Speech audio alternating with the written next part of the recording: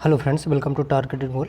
तो फ्रेंड्स, आज महात्मा गांधी से संबंधित जो भी प्रश्न आयोग ने पूछे हैं और उनका क्या रोल रहा है भारत के जो भी स्वतंत्रता आंदोलन है उससे संबंधित जो भी प्रश्न है आज यहाँ पर हम उनको पढ़ने वाले हैं। तो देखिए, जो गांधी जी हैं इनका जो जन्म है पोरबंदर में हुआ था और ये 2 अक्टूबर और ये 1869 में इनका जन्म हुआ था। अब देखिए, ये जो है ये डेट जो है ये लैंडमार्क है, इसको थोड़ा सा याद करके रखिए। इससे कुछ चीज़ें और बताता हूँ। जैसे देखिए 1869 में क्या हुआ था कि ये वो टाइम था जब स्वेज नहर को बनाया गया था। ठीक है, कब बनाया गया था? स्वेज नहर को। तो इससे संबंधित जीएस में कभी प्रश्न अगर पूछता है कि स्वेज नहर का निर्माण कब किया गया, तो हमें याद रखना है कि जब गांधी जी का जन्म हुआ था तब यहाँ पर स्वेज नहर को बनाया गया था। ठीक है, तो इनका जो जन्म है 1869 में पोरबंदर में हुआ था। पोरबंदर जो गुजरात में है। इसके साथ देखिए एक चीज़ और थोड़ा याद रखिए कि 1869 के पहले आप जाइए 6 साल। ठीक है, 6 साल पहले जाइए तो डेट हमें क्या मिलेगी कि 1863। ये 1863 क्यों महत्वपूर्ण है? ये स्वामी विवेकानंद का जन्म है। ठीक है, स्वामी विवेकानंद का। तो इस प्रकार से आप ये कह सकते हैं कि स्वामी विवेकानंद जन्म के हिसाब से 6 साल बड़े थे। किससे? गांधी जी से। ठीक है, और ये जो है देखिए गांधी जी का जो टाइम है, जन्म का जो ईयर है, ये लैंडमार्क है हमारा स्वेज नहर के लिए भी। तो देखिए गांधी जी भाई पैदा हुए, फिर इसके बाद में इन्होंने पढ़ाई की और पढ़ाई में इन्होंने लॉ की जो शिक्षा है, बैरिस्ट्री की जो शिक्षा है, वहाँ लंदन से इन्होंने ली थी। इसके बाद ये भारत आए और भारत से फिर ये चले गए दक्षिण अफ्रीका। तो दक्षिण अफ्रीका जब ये जाते हैं तो वहाँ पर ये देखते हैं कि भाई किस तरह से जो भारतीयों के प्रति भेदभाव जो अंग्रेज कर रहे हैं, तो वो उसी सब चीज़ों को लेके फिर आगे ये अपना आंदोलन चलाते हैं। तो एक चीज़ और भी है देखिए यहाँ पर कि एक यहाँ पर जो टाइम लाइन है वो टाइम लाइन है देखिए यहाँ पर 1893 की। 1893 में ये गए थे कहाँ पे? दक्षिण अफ्रीका। तो दक्षिण अफ्रीका में एक मुकदमे के मामले में इनको जाना पड़ता है और ये 1893 को वहाँ पर जाते हैं। 1893 देखिए एक लैंडमार्क और भी है कि जब हमारे स्वामी विवेकानंद गए थे धर्म संसद में भाषण देने के लिए, वो यही टाइम था। ठीक है, तो हमें ये याद रखना है कि 1893 में जो हमारे विवेकानंद थे ये धर्म संसद में भाग लिए थे अमेरिका में, और वहाँ पर इन्होंने अपने भारतीय संस्कृति को काफ़ी अच्छे से प्रेजेंट किया था। तो ये दोनों लैंडमार्क हमें याद रखने हैं। इसके बाद फिर देखिए क्या हुआ था कि यहाँ पर 1915 में गांधी जी दक्षिण अफ्रीका से वापस भारत आते हैं और हम जो प्रवासी भारतीय दिवस नहीं मनाते अभी इस समय, मनाते हैं हर साल, तो वो इसी टाइम की वजह से, चूँकि हमारे गांधी जी ये आए थे, तो जिस डेट को गांधी जी वहाँ से आए थे उसी डेट को हम यहाँ पर प्रवासी भारतीय दिवस मनाते हैं। तो ये कुछ बातें थी मोटी मोटी। अब इसी से संबंधित देखिए देख लेते हैं कि भाई प्रश्न कौन कौन से हैं।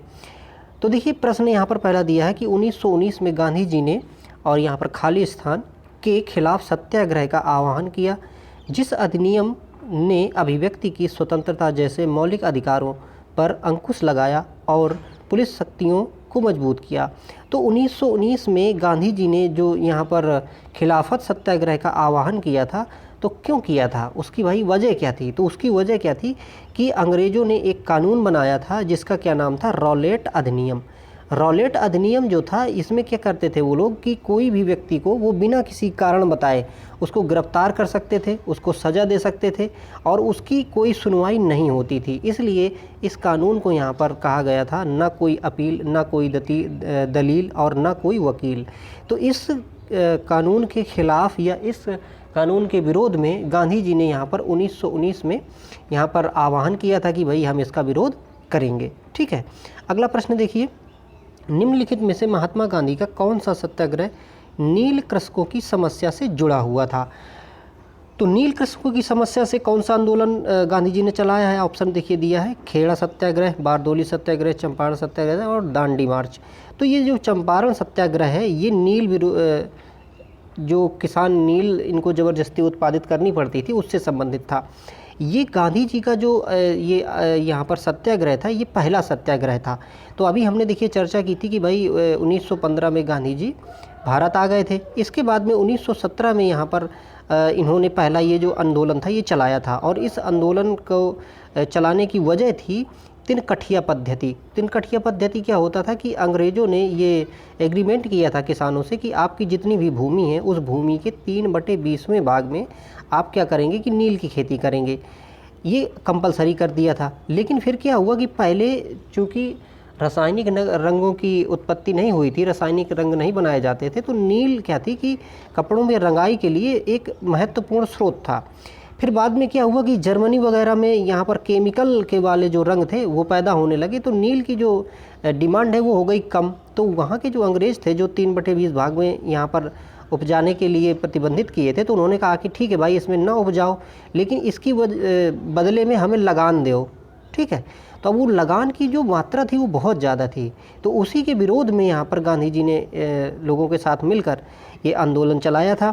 और ये चंपारण आंदोलन जो है ये सक्सेसफुल रहा था, और इसमें जो अंग्रेज़ों ने एक्स्ट्रा जो किसानों से वसूल कर लिया था पैसा, वो भी यहाँ पर वापस फिर गांधी जी ने उनको दिलाया था।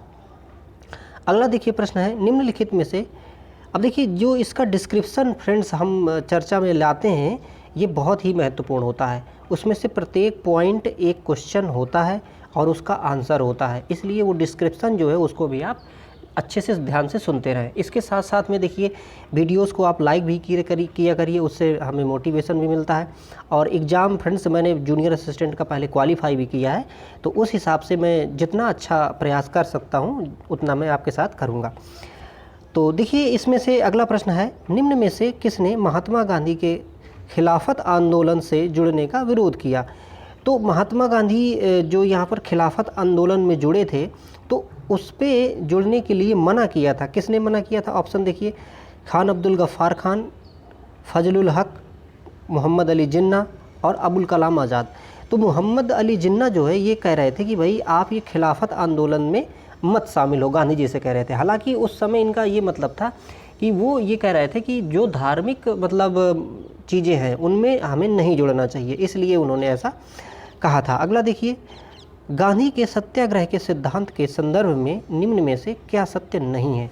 तो गांधी जी ने जो सत्याग्रह चलाए उनमें उनके कुछ नियम थे, सिद्धांत थे, तो उनमें से इनमें से कौन सा नहीं है। देखिए ऑप्शन में दिए है, किसी सज़ा का प्रतिकार नहीं करना, तो ऐसी बात नहीं है। दूसरा देखिए यहाँ पर अहिंसा, परहेज और सत्यता।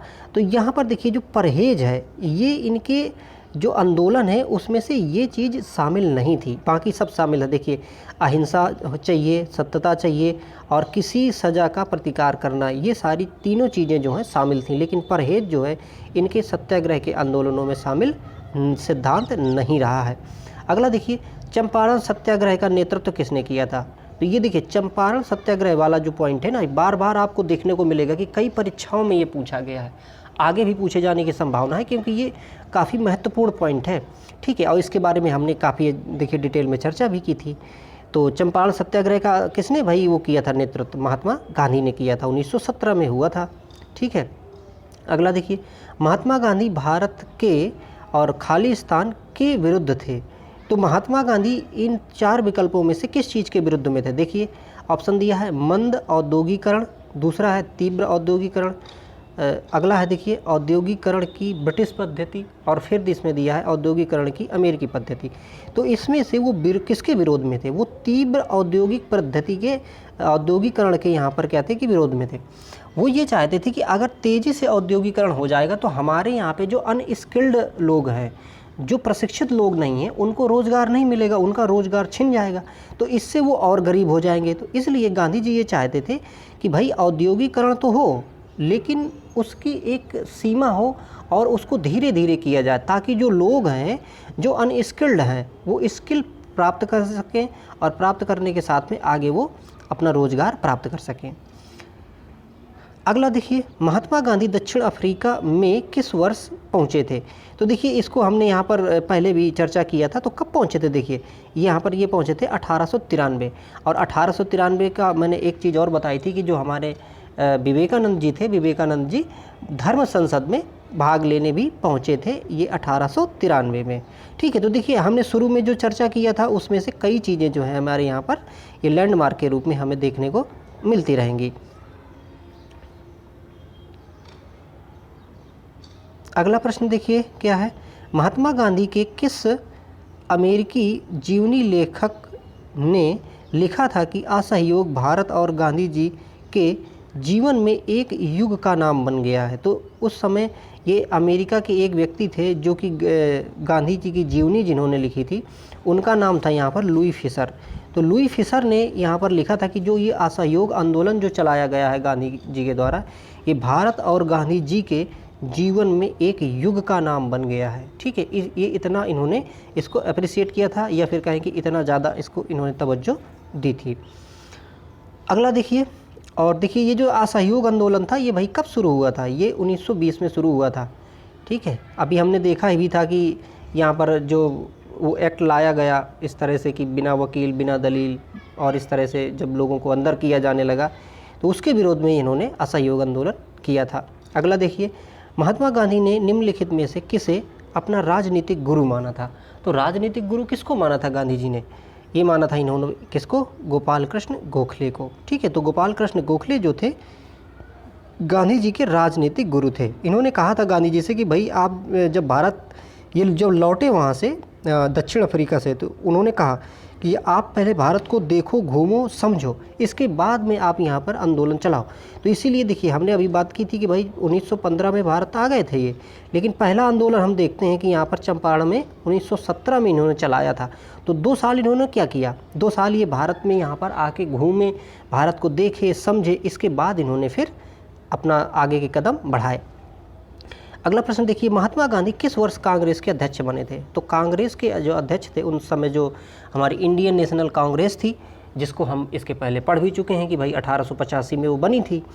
तो उसके प्रति साल क्या होते थे, मतलब प्रत्येक साल उसके सम्मेलन होते थे, तो उनमें अध्यक्ष बनता था।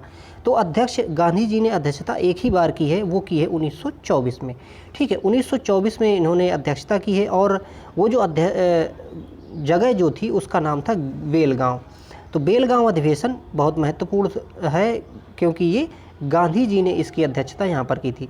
एक देखिए यहाँ पर मैं आपको और बताना चाहूँगा कि ये 1924 के बाद 1925 में एक कानपुर में एक कांग्रेस का अधिवेशन हुआ था। कहाँ पे, कानपुर में। तो ये भी महत्वपूर्ण है क्योंकि हमारी जो भारत की पहली महिला थी सरोजनी नायडू, तो सरोजनी नायडू जो कि भारत मूल की कहें या फिर भारत की जो महिला थी जिनको कांग्रेस का अध्यक्ष बनाया गया था। हालांकि इसके पहले यहाँ पर जो एनी बेसेंट थी, एनी बेसेंट को सबसे पहली महिला कांग्रेस अध्यक्ष के रूप में जाना जाता है। लेकिन अगर बात ये पूछे कि भारत की कौन सी महिला हैं जिनको कांग्रेस का अध्यक्ष बनाया गया था, पहली महिला, भारत की पहली महिला, तो वो होंगी हमारी सरोजनी नायडू। और सरोजनी नायडू ये 1925 में यहाँ पे कानपुर में जो अधिवेशन हुआ था, इसमें इन्होंने अध्यक्षता की थी। तो इसको भी हमें याद करके रखना चाहिए। अगला देखिए, रंग भेद के कारण महात्मा गांधी को किस वर्ष दक्षिण अफ्रीका के पीटर्सबर्ग जो है वहाँ पर रेलवे स्टेशन में प्रथम श्रेणी के रेल के डिब्बे से सामान सहित बाहर फेंक दिया था। तो भाई जब ये जा रहे थे वहाँ दक्षिण अफ्रीका, तो ये फर्स्ट क्लास की एसी में जा रहे थे, तो उन्होंने जो फर्स्ट क्लास का जो डिब्बा था उससे इनको बाहर फेंक दिया गया था। तो इसलिए फेंक दिया गया था क्योंकि भाई अंग्रेज़ जो थे वो ये नहीं मानते थे कि कोई भी काला व्यक्ति हमारे बराबर में यात्रा कर सकता है। तो ये देखिए कब की बात है, इसका मतलब है कि जब भाई गांधी जी गए होंगे। तो गांधी जी कब गए थे, 1893 में गए थे। तो ठीक है, तो 1893 में चूँकि ये दक्षिण अफ्रीका जाते हैं वहाँ पर केस के लिए, तो वहीं पर इनके साथ ये घटना होती है। तभी इन्होंने ये निर्णय लिया था कि भाई ये जो अत्याचार हो रहा है इसका मैं प्रतिकार करूँगा। तो फिर वहाँ इन्होंने एक संस्था भी बनाई थी, वहाँ पर लोगों को बहुत सारा इकट्ठा करके इन्होंने काफ़ी आंदोलन किए थे। अगला देखिए, महात्मा गांधी द्वारा भारतीय राष्ट्रीय कांग्रेस के कितने अधिवेशनों का सभापतित्व किया गया है। तो वही कितने उन्होंने कांग्रेस के अधिवेशनों की अध्यक्षता की है, एक की है ना, हमने देखा था सिर्फ बेलगांव 1924, इसकी ही मात्र इन्होंने क्या की, अध्यक्षता की है, और जो कि 39वां सम्मेलन था ये। अगला देखिए, निम्नलिखित में से कौन सा गांधीवादी दर्शन का हिस्सा नहीं है। तो गांधीवादी दर्शन जो है इसमें से क्या क्या है, देखिए अहिंसा है, ब्रह्मचर्य है, सत्याग्रह है, लेकिन व्यवसाय जो है इनके इस मोटिव में, यानी कि इनका जो दर्शन है उसमें से व्यवसाय शामिल नहीं है। बाकी सत्य है, अहिंसा है और ब्रह्मचर्य है, ये सारी चीज़ें इसमें शामिल हैं। अगला देखिए 1917 का और ब्लैंक स्पेस सत्याग्रह महात्मा गांधी का पहला सत्याग्रह था और भारतीय स्वतंत्रता आंदोलन में एक बड़ा विद्रोह था। ठीक है, तो देखिए कौन सा था 1917 में क्या हुआ है, क्या हुआ है फ्रेंड्स, चंपारण का सत्याग्रह आंदोलन हुआ है जो कि नील विद्रोह के उसमें हुआ था। ठीक है, अगला देखिए महात्मा गांधी ने सत्याग्रह सभा की स्थापना और खालिस्तान में की थी। तो सत्याग्रह सभा की स्थापना इन्होंने कब की है, तो इन्होंने की थी देखिए फरवरी 1919 में। ठीक है, तो सत्याग्रह की सभा की जो स्थापना है ये 1919 में इन्होंने की थी। और हम जानते हैं कि किसके उसमें की थी भाई, रॉलेट एक्ट जो आ गया था, तो रॉलेट एक्ट को डिफेंस करने के लिए या डिफेंड करने के लिए, उसको हटाने के लिए इन्होंने ये काम किया था। अगला देखिए महात्मा गांधी ने खालिस्तान अर्थव्यवस्था की वकालत की थी। तो महात्मा गांधी ने किस तरह की अर्थव्यवस्था की वकालत की है, विकेंद्रीकृत की, कि जो अर्थव्यवस्था है वो अर्थव्यवस्था किसी एक जगह सेंट्रलाइज्ड ना हो बल्कि उसका डिस्ट्रीब्यूशन किया जाए और सारे लोगों को लाभ मिले। इसीलिए गांधी जी ये चाहते थे कि हमारे जो गांव हैं, जो गांव हैं, ग्राम हैं, वो मजबूत हों, वो सशक्त हों, ताकि हमारी देखिए पूरी अभी भी जो भारत में ये है, अगर हम देखें तो अभी भी हमारे भारत में क्या है कि 31% के लगभग शहरी जनसंख्या है, ये शहरों में निवास करते हैं, बाकी जनसंख्या अभी भी गांव में निवास करती है। तो पहले तो और भी ज़्यादा संख्या जो थी गांव में निवास करती थी। तो अगर हमारे गांव डेवलप होंगे तो हमारा जो पूरा देश है वो क्या करेगा कि प्रोग्रेस जरूर करेगा। तो इसी हिसाब से गांधी जी की जो ये संकल्पना थी कि जो अर्थव्यवस्था है उसका विकेंद्रीकृत स्वरूप होना चाहिए ताकि यहाँ पर प्रत्येक व्यक्ति को अर्थव्यवस्था का लाभ मिल सके। अगला देखिए महात्मा गांधी के लिए और ब्लैंक स्पेस भारतीय मानवता की एकता, इसकी आर्थिक स्वतंत्रता और समानता का प्रतीक था। तो गांधी जी के लिए खादी जो थी, देखिए खादी, अभी आप देखे होंगे भाई चरखा चलाते हुए गांधी जी को कई बार आप देखे होंगे। तो ये कहते थे कि भाई ये जो चरखा है या जो खादी है ये हमारी यहाँ पर जो एकता है या आर्थिक स्वतंत्रता है, इन सब के लिए ये एक महत्वपूर्ण पिलर के रूप में काम करेगा। ठीक है, तो गांधी जी के लिए खादी जो है ये बहुत महत्वपूर्ण थी, इसीलिए इन्होंने चरखा चलाने का प्रोत्साहित किया, चरखा चलाने को, ताकि लोग रोज़गार भी पाएँ। और अभी भी देखिए क्या है कि हमारे अगर हम भारत में बात करें तो कृषि के बाद में दूसरी जो लोगों की जो कंजम्पशन है, मतलब कि अगर हम रोज़गार की बात करें तो सबसे ज़्यादा तो भाई कृषि में अभी भी लोग रोज़गार पाते हैं। दूसरा अगर जो है वो भी अभी ये काटन वाला है। ठीक है, तो इस प्रकार से जो ये जो खादी वाला जो काम था इसको गांधी जी ने प्रमोट किया था। अगला देखिए इनमें से कौन सा महात्मा गांधी का आर्थिक विचार नहीं है, तो इनमें से दिए गए विचारों में से आर्थिक विचार कौन सा नहीं है। ऑप्शन देखिए गैर हिंसक अर्थव्यवस्था, विकेंद्रीकरण, कुटीर उद्योग, मशीनरी और नवीनतम तकनीकी का अधिकतम उपयोग और गांव या गांव सर्वोदय का पुनर्जन्म। तो इसमें से मशीनरी के बहुत ज़्यादा पक्ष में नहीं थे। ये कहते थे कि भाई अभी हमने इसके पहले भी पढ़ा था कि औद्योगिकरण हो लेकिन धीरे धीरे हो। ठीक है, तो ये इसमें से इनकी अर्थव्यवस्था की कंसेप्ट में शामिल नहीं था। बाकी ये सारी चीज़ें जो है देखिए कुटीर उद्योग है और गाँव को यहाँ बनाना, अभी भी देखिए जो गाँव को आगे बढ़ाने के लिए जो कंसेप्ट अभी चलते हैं, सरकार चलाती है, तो कहीं ना कहीं यहाँ से गांधी जी से ये प्रेरित होते हैं। अगला देखिए the story of my experiment with truth के लेखक कौन है। तो the story of my experiment with truth जो है यानी कि सत्य के प्रति मेरे जो प्रयोग है, इसकी जो लेखक है कौन है, ये यहाँ पर देखिए गांधी जी हैं, है ना, मोहनदास करमचंद गांधी। और इन्होंने जो किताब ये लिखी थी ये गुजराती भाषा में लिखी थी। ठीक है, अगला देखिए गांधी जी के गांव सर्वोदय के आदर्श ने बताया कि एक आदर्श गांव को कुछ शर्तों को पूरा करना होगा। इनमें से क्या शर्तें नहीं है, मतलब कि जो सर्वोदय का इन्होंने कंसेप्ट दिया था तो उनमें से एक कौन सा जो कंसेप्ट है इसमें से नहीं जुड़ा है। ऑप्शन देखिए जाति व्यवस्था को समाप्त कर दिया जाना चाहिए। दूसरा है भाईचारे की भावना विकसित करने के लिए पूजा का स्थान एक दूसरे के बगल में बनाना चाहिए। तीसरा है देखिए इसमें धर्मशाला और एक छोटा डिफेंसरी होना चाहिए। अगला है यह भोजन और कपड़ों के मामलों में आत्मनिर्भर होना चाहिए। तो इसमें से भाई इन्होंने बाकी चीज़ें तो मानी थी लेकिन ऐसा नहीं कहा था कि भाई पूजा के जो स्थान हो एक दूसरे से दीवार में सटे हों और तुम फिर लड़ते रहो बाद में, तो ऐसा इन्होंने नहीं कहा था। मतलब सीधा सीधा ये है कि इनकी जो सर्वोदय का कंसेप्ट था या गांव के सर्वोदय का जो कंसेप्ट था उसमें ये चीज़ शामिल नहीं थी कि जो धार्मिक प्लेस हों लोगों के वो एक दूसरे से सटे हुए बनाए जाएं, ऐसा इन्होंने नहीं कहा था। अगला देखिए, महात्मा गांधी भाप से चलने वाले जहाज़ SS सफारी द्वारा दक्षिण अफ्रीका के और ब्लैंक स्पेस पहुँचे थे। तो ये भाप से चलने वाला भाई इंजन से गए थे 1893 में। तो वो सबसे पहले कहाँ उतरे थे? ठीक है, तो यहाँ पर देखिए ये डरबन, ठीक है, तो डरबन से पहुँचे, फिर इसके बाद भाई वहाँ पर ट्रेन में इन्होंने यात्रा की, फिर ट्रेन से इनको बाहर फेंक दिया गया। तो फिर इनके दिमाग में कुछ आया कि कुछ ऐसा किया जाए जिससे कि आगे का जो बाकी लोगों का जीवन है वो बेहतर हो सके। अगला देखिए, गांधी जी ने जून 1904 में डरबन के बाहर और खालिस्तान बस्ती नामक एक सामुदायिक क्रियाशील मठ की स्थापना की थी। तो इन्होंने देखिए फिनिक्स नामक एक वहाँ पर वो बनाया था, है ना। तो डरबन के बाहर 1904 में इन्होंने एक फिनिक्स आश्रम की स्थापना की थी और यहीं से ये जो इनकी गतिविधियाँ थी, राजनीतिक गतिविधियाँ थी, वो सब यहाँ पर चलती थीं। अगला देखिए, 1917 में चंपारण सत्याग्रह किस राज्य में प्रारंभ हुआ था? ठीक है, तो ये भाई देखिए बिहार में, उस समय चंपारण कहाँ है? चंपारण बिहार में है। तो चंपारण सत्याग्रह हुआ था 1917 में और ये गांधी जी का पहला सत्याग्रह था भारत में। इसके पहले सत्याग्रह इन्होंने किया था लेकिन वो दक्षिण अफ्रीका में किया था। अगला देखिए, गांधी जी का नमक सत्याग्रह आंदोलन दांडी मार्च कब हुआ था? दांडी मार्च कब इन्होंने प्रारंभ किया था?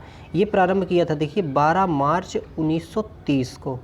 अब दांडी मार्च क्या थी भाई? दांडी मार्च में इन्होंने क्या किया था कि नमक जो कर लगाया जाता था नमक पे, तो इन्होंने कहा था कि नहीं भाई, नमक को हम खुद बनाएंगे और इसमें जो टैक्स गवर्नमेंट लगा रही है ये गलत है।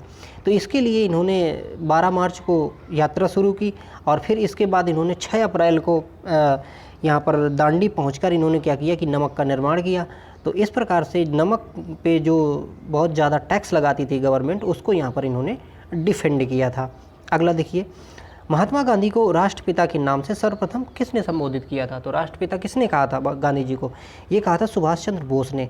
सुभाष चंद्र बोस ने दरअसल की ये 1944 की बात है देखिए। तो 1944 में इन्होंने एक भाषण दिया था रंगून रेडियो स्टेशन से।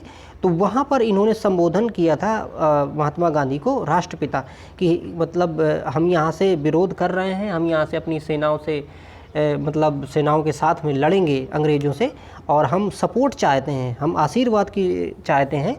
तो इस प्रकार से यहाँ पर सुभाष चंद्र बोस ने 1944 में सबसे पहले गांधी जी को राष्ट्रपिता की उपाधि यहाँ पर दी थी। तो प्रश्न इतना ही इसमें पढ़ते हैं फ्रेंड्स। अगला देखिए अपना टॉपिक रहेगा जलियांवाला बाग हत्याकांड जो हुआ था उससे संबंधित प्रश्न। तो लगातार हम पढ़ते जा रहे हैं और हम ये आपको पूरी जो सीरीज है सारी चीज़ें हम प्रोवाइड कर देंगे। तो पढ़ते रहिए फ्रेंड्स, लगे रहिए। Thank you for watching.